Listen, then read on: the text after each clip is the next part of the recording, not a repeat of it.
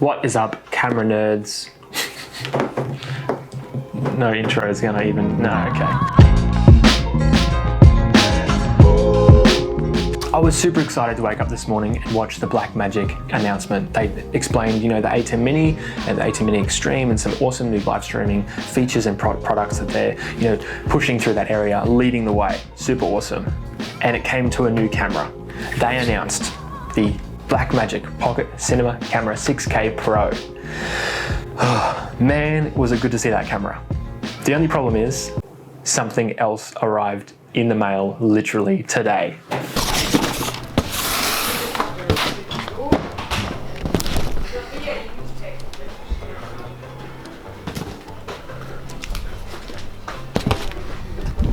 Hello. What's this? Open it up. What? Open it up. What is this? Open the box. Hey. Yeah. What? Get it? Christmas came out? Oh. You now know why You've been saying this whole time. You're just like, oh, we should get a C70, we should get a C... Boom! You now know why I'm so devastated about that Blackmagic.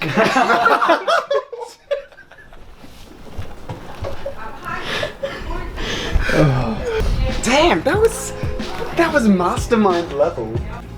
The very thing that we were going to solve all of our problems with the Pocket 6K, built-in ND filters, you know, better battery life, more auxiliary options for audio, now gets solved with the Pocket 6K Pro.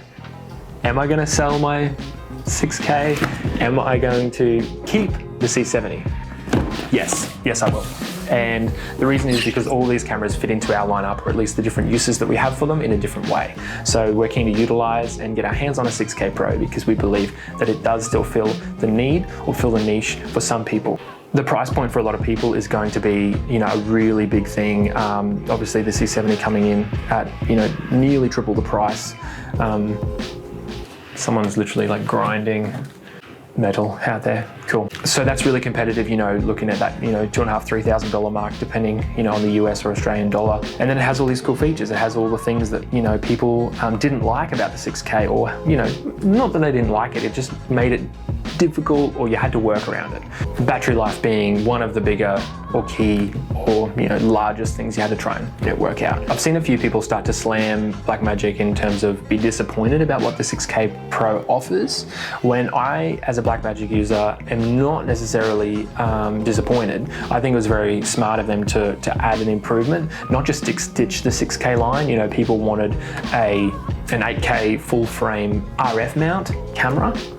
I believe the 6K Pro is a really good improvement on the 6K, and that will stand alone as its own line. They would be surely working on, you know, and you'll see it probably come out in the next 12 months, calling it an 8K RF mount full frame, or some mix of those elements camera from Blackmagic. They would guaranteed be working on that, and I'm sure it won't be long till we see some of those elements, you know, brought into their cinema camera lineup. I just think that, you know, moving to an RF mount specifically would probably cancel out too many potential, you know, new customers, people waiting to move over to Blackmagic who, you know, have been wanting a better solution to battery life, or wanted built-in NDs, or wanted an electronic viewfinder. So this is really putting them, you know, a step closer to competing with, you know, the C100s and maybe not the C200s in terms of some aspects, but you know, for some people it will cause them to move over in that way as well. So it's been really cool to see them slowly step forward, as well as probably eventually put up its own fully, you know, new version, some sort of 8K option, incorporating some of those other features that people are wanting.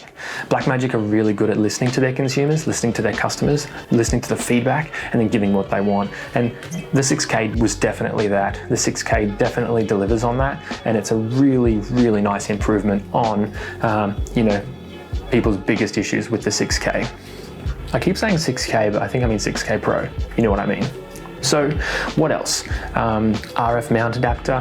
That's really a big step forward for someone to commit to a new lens type. There's probably some licensing issues and some things I was reading about, you know, if they were to incorporate a full frame sensor or an RF mount into their 6K Pro, it probably would have put the price up, you know, above that $3,000 mark, as well as making it, you know, a little less accessible for people who already have EF lenses. They might have turned away from it, or even the ND, the built-in ND system that they've developed, changing up the sensor or changing up the mount would have required more or less space between the sensor and where the lens mounts. So that internal ND system, filter system might have needed to be redesigned or slimmed down, or not even maybe even possible in the type of camera that they're producing. So I think they were really smart in offering a marketable product that has awesome features, that is definitely an upgrade on the previous 6K model, but still, again, addresses all of those issues and things.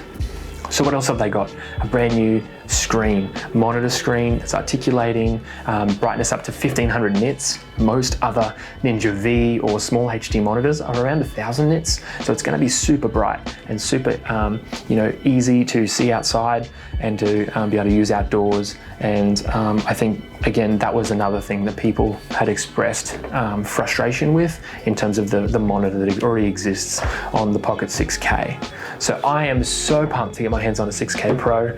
I'm going to pre-order it today. Maybe my bank account may or may not be empty, but that's okay. We're going to dive in and explore some more features of the C70 in itself. So stick around for our video talking about that, and follow along if you'd like to see us talk about the 6K Pro when we eventually get our hands on it. Ask any questions you have down below, and I'm excited to talk with you soon.